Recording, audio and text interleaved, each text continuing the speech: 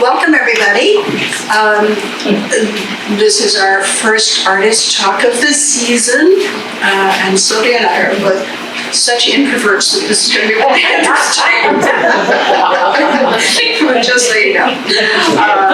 I have a lot of people to thank for the fact that we are here. Barbara and Marge, my landladies, who are extraordinary and generous in every possible way. I'm sorry they're not here this evening, but they're pretty amazing humans. Allison, who has been with me since 2006 and is the person who keeps so many things straight, including me half the time. She always knows the answer to where's my phone. Faye is our newest gallery employee. Yay, Faye! Thank you very much for being part of the summer this year. Craig, who has brought the sound system to us, who is recording talks, who has brought a whole new level of professionalism to what we do here. Thank you very much, Craig. And Phil, who also always knows where my phone is, even when I'm here and it's at home and I have to call and say, would you, are you on your way by? Could you? He never says no. And to all of you who come and make this all possible, thank you. Part of the impetus for putting myself in a show, which is something that I find a little bit awkward, I have to be both gallerist and artist, is that I was chosen to be in a new book that came out this year called The Art of Penobscot Bay. It's an honor, and I'm very pleased by it. I have to say that it's a little bit tempered by the fact that the section on Vinyl Haven begins near North Haven lies Vinyl Haven.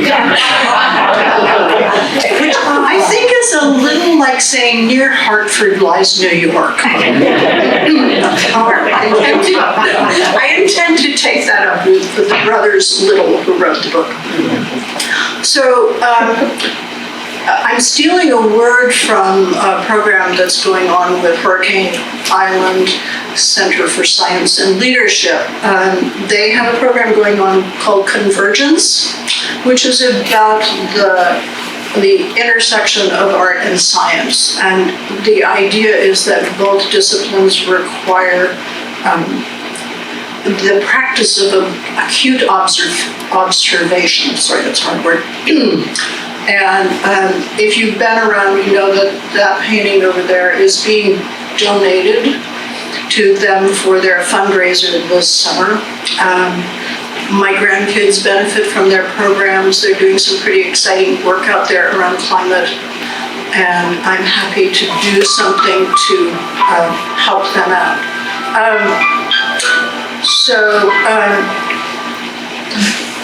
I would just say, when I was in high school, the word ecology was new to the popular lexicon.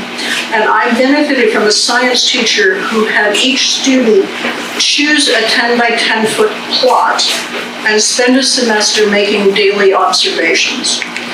It was the best possible training for a budding landscape painter. And was followed rather neatly in grad school by Neil Welliver's assignment to put oneself in a thicket and paint your way out. So those are my origin. That's my origin story. Sylvia and I walk together several times a week, usually in the late afternoon. Perfect time to reflect on the day's work in our respective studios. And we share a lot of interests and concerns and observations, things about color and composition. And I'm always impressed because her practice requires so much science. She works in clay, and you have to be willing to think about temperatures and drying times and glazes changing color. And it's a very impressive practice. And one I'm pretty sure I would never have the patience for. But I am interested in science. I've spent a great deal of time thinking about weather, and this winter in particular, the evidence of climate change on this small part of the globe. John Burroughs, who was a great naturalist, said, in essence, if you want to see something new, take the same walk every day. And that's pretty much the practice that I have with Sylvia. I sometimes refer to myself as her second dog. She has a wonderful dog who she takes for a walk every afternoon, and I tag along. The changes that we witnessed on our routine walks this fall and winter and spring were profound. Beaches changed shape. Thousands of trees were uprooted. Roads washed out. Buildings were moved from their foundations. And so how do I, a landscape painter of many years, how do I fit into this picture? How does my practice fit in there? This is an ongoing question for me. I don't know that answer. I do know that I paint to understand the world I live in. And so I painted the storms, and I painted the places that were changed, and the ways in which nature just keeps adapting. Sometimes it was hard. As I said to my friends Pete and Sue recently, sometimes I felt like I was making paintings of a friend who'd just been hit by a truck. But then the recovery is also astonishing. There are things are different, but the adaptations are stunning. Roots reach out in a new direction, find that little pocket of soil, and the next thing you know, there's a new tree growing. So observation is the basis of my art practice, but the expression of the larger gestalt, that's an old word, of place is the goal. I hope always to share with you the deep and abiding love I have for this place. As Shakespeare said, and my friend Patrick quotes very frequently, this precious stone set in the silver sea. And with that, turn it over to my good friend Sylvia.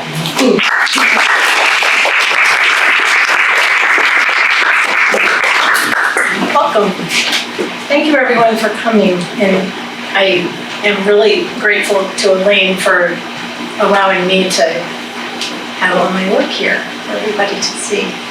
I do appreciate it. My work at this point is influenced by a trip that I took to England last summer and took a workshop in carving ceramics. And that is something that I just really love to do. So my problem was learning how to measure everything appropriately so that there was a balance to it. So it was really ideal, and away I went when I got home. It was a course given by Emily Myers at the Ceramic Studio, and she had work that I admired for many years. So it was a pretty wonderful thing. Porcelain is pretty much what I work in. It's very finicky and tricky. If you don't carve something right, it goes off balance and it can get warped and it can crack, and it's just pretty, I don't know, it's hard to describe. It can be really thrilling and it can be terribly disappointing. Add to that the glazes need to fit the clay, so when they expand in the kiln, the glazes have to expand together and contract together as they cool down, and if they're not right, glaze pops off of the clay, and there's another room for disappointment. But it's pretty wonderful to open the kiln and have it all just right, which I was probably the last time I opened the kiln was the first time Elaine heard me say, "Wow, everything turned out so well." I got this wonderful message. But I wish that I had paid more attention to chemistry class, because there's a lot of chemistry involved. And it's probably one of the last things you learn, but I wish so much that I had learned it from the very beginning, because then it just kind of goes with the whole spectrum of working with clay, rather than avoiding it and being afraid of that next step. I think it helps to be a little bit more creative the more you know, the sooner you learn it.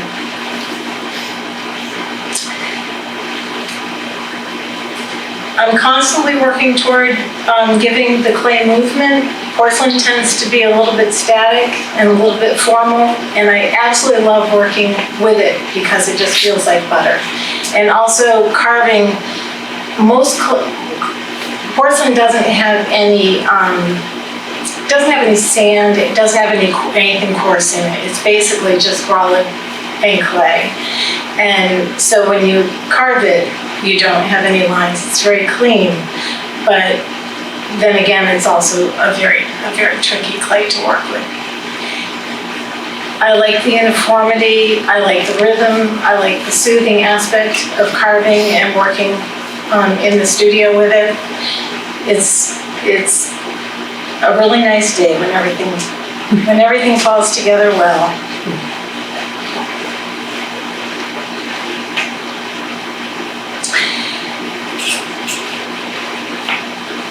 The form and function is very important to me. When you're using a vessel, it is very important to me how much it's going to be holding, how the flowers are going to be standing, plates as far as how well they all fit together. It's just a constant. It's a constant observation of measurement, form, function, and hoping that it all follows through and doesn't shrink too much. I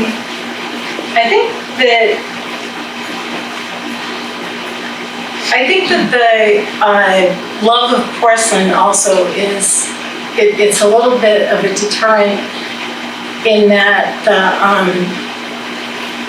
the stoneware is a lot more forgiving.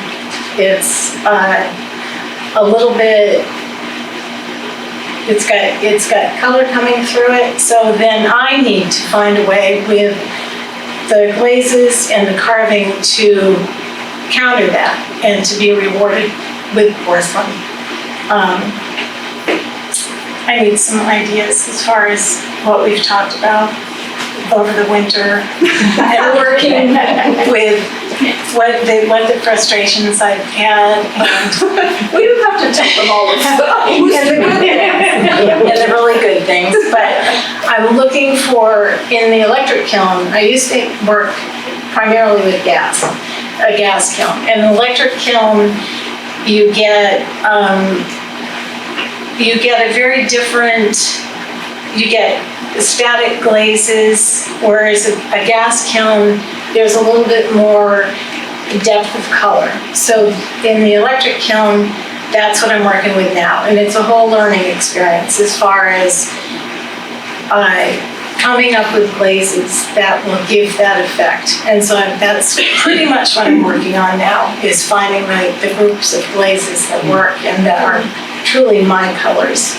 I tend to work with natural colors. I like things to be functional. I think that's pretty much. I love the idea of sitting down to a meal with all the work on the table of a variety of artists, and it's kind of sweet. Yeah. So that's,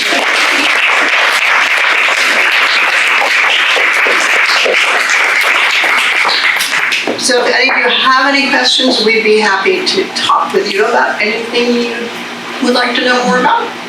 I do. Yes. Sylvia, I haven't seen your work or Elaine's yet, but when you talk about carving, are you talking about sculpture or are you talking about,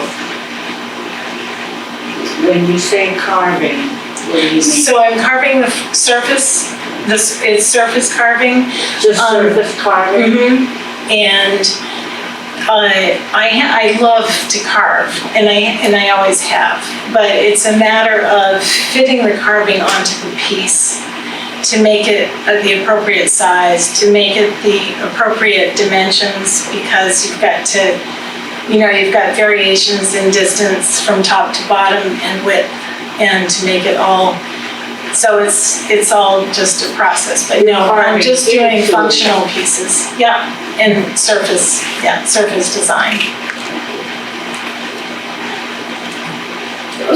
This is also a question for you, Sylvia. I'd like to know a little bit more about your background and what brought you to working with porcelain. I started when I lived in New Hampshire. I started at a place called the Sharon Art Center, and we weren't allowed to touch porcelain because we were told that it was just too complicated.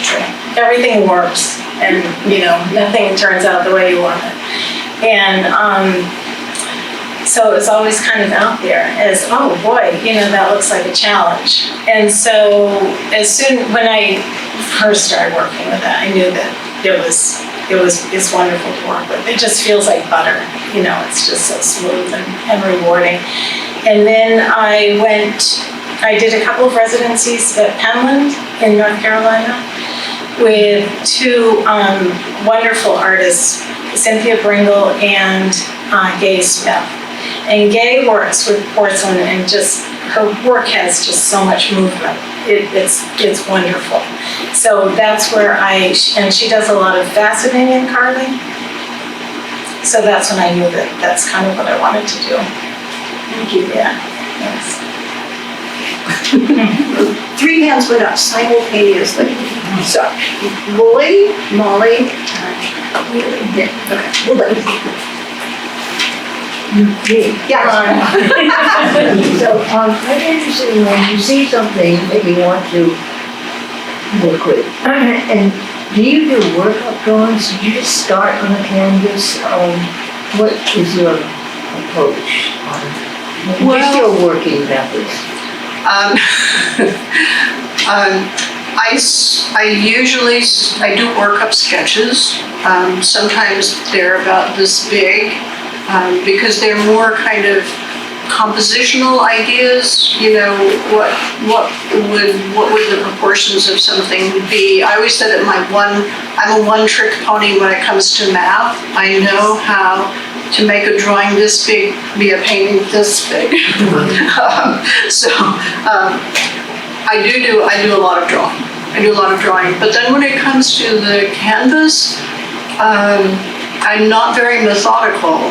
I start somewhere and then I follow more than I lead. And so sometimes they sort of roll out in a fairly direct way, and often they really don't. So, there's a lot of, I actually like the process of putting paint on and then taking it back off again, and it leaves kind of a ghost color, and then working on top of that and scraping that off, and now you've got two kind of ghost colors, and you put some more on, and then you throw some wax on and some graphite, and you scrape that all off. I waste a lot of material. And that is just the truth.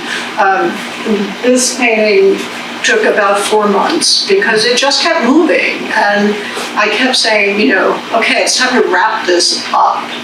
But it didn't, and so the patience is required for the way I work.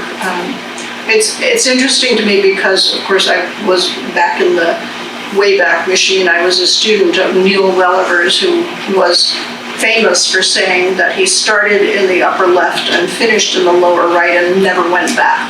And I'm not sure that, I think that was probably true. That was his method, and he was a very confident human, shall we say. So, but that's so entirely the opposite of how I work. It's so successful. Molly? Yeah, another question for Elaine and on method, but in a more general sense. So you're speaking of depicting the effects of storms, and I'm wondering if we should be concerned. Are you out there like somebody reporting for the Weather Channel, with the waves crashing behind you? How do you get your version of the essence of what's going on and the effects of it? Well, I'm not out there when it's dangerous. Just checking. Yeah. But as soon as it's not dangerous, yes. Just the stunning degree of change wrought by the January storms this year. You couldn't be out when you were in danger of trees falling on you. But I feel like I'm really tuned into land. It's kind of the element I'm live in somehow, and have a very deep feeling about Earth and what's going on there. So we go out walking when it's pretty wild, after the danger of branches falling on our heads. Speaking of which, at the exact moment fell on Phil.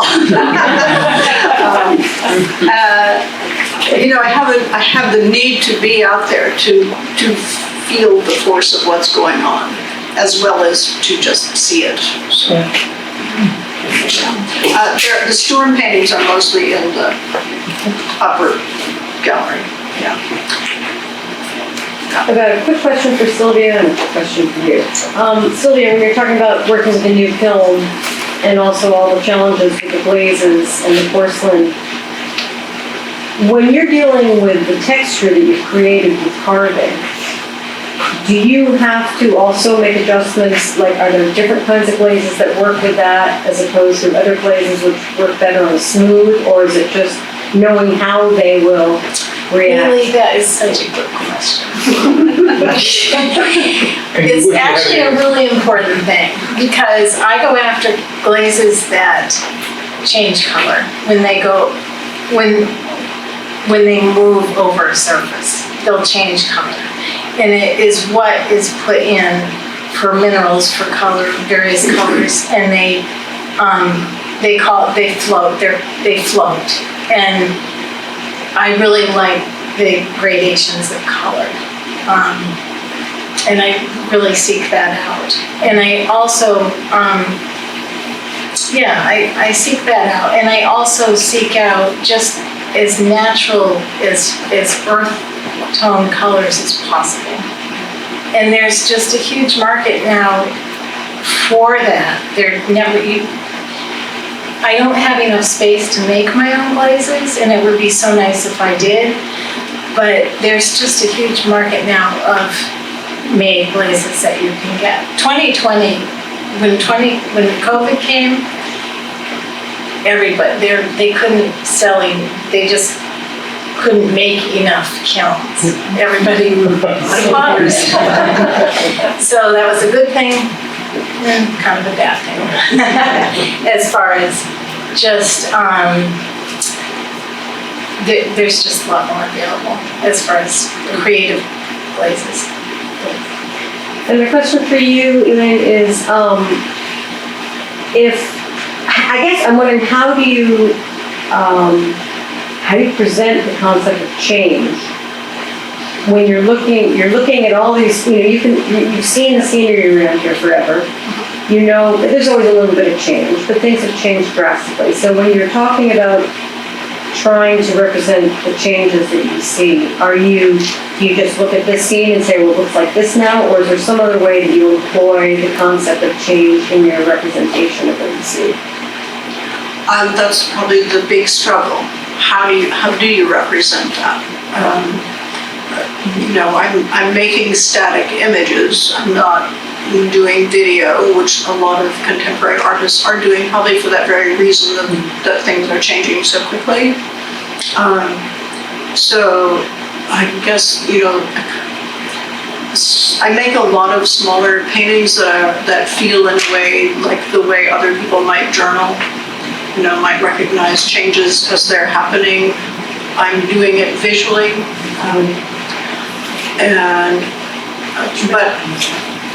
The tree painting in the front. Yeah. Does. Yeah, well, and I just fell in love with this tree there's a drawing of it there and a painting of it in the upper gallery that is such a symbol for me of what this winter was. It's a tree that is on the edge. The edges are always interesting, and that edge where that tree has changed a whole lot. And its root system got exposed, and it's clearly in a place where it took some real weather, and it's still standing. A lot of them aren't, but that one is, and it's got something going on there. And you can see how its roots go back up over the ledge. Whether it can hang on there, who knows? What's the next storm going to be? We don't know. So I guess, and I would just add one thing to Sylvia's talk about color. One of the ways that I see Sylvia's work and mine intersecting is that the way she layers glazes has a lot of the same feeling for me as how I layer colors and scrape them out and put another color over and scrape it out and all that. It feels that there's a pot next to a painting of mine inside, and I keep saying, no, you have to get both. Because the layering of colors is very similar. Great. Sylvia, your work is exquisitely precise, and I think there's an element to me that's curious, is there a body of stuff that isn't as precise that you have, that sneaking around your house, that's this is the stuff that didn't make the cut, that gets used just on, Sunday afternoons by yourself, or is there? Well, can you tell that I always push in my chair and I can tell. That's probably it. But, I think that what I'm working toward is the precision, and once I get the precision, then I can let loose with it. And so that's what you're seeing now, is the step before the next step. Because I do want to loosen up a little bit, but I still have that need to be precise.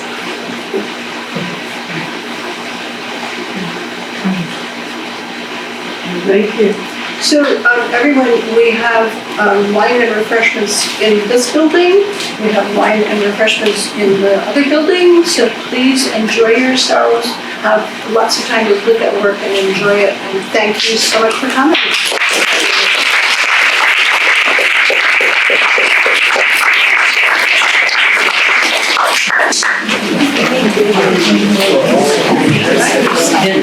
I